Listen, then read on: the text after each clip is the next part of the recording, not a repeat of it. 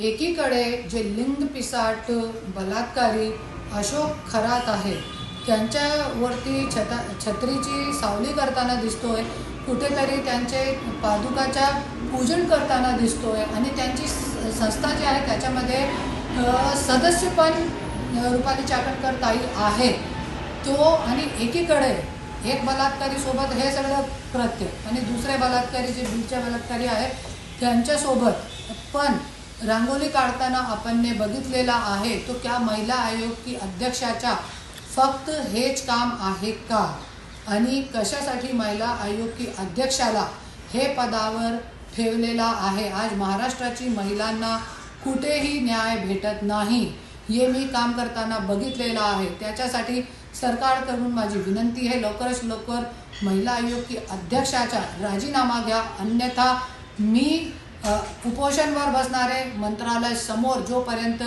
राजीनामा घेत नाही तोपर्यंत मी उपोषणवर बसणार आहे. आणि रुपाली चाकणकरचे विरोधात त्यांचा कार्यकाळ संपलेला आहे, त्याच्यासाठी त्यांना राहण्याच्या पदावर अधिकार पण नाही आहे. त्याच्यासाठी मी हायकोर्टामध्ये पण टाकलेली आहे, त्याच्यामध्ये नोटीस जाहीर पण झालेला आहे. धन्यवाद.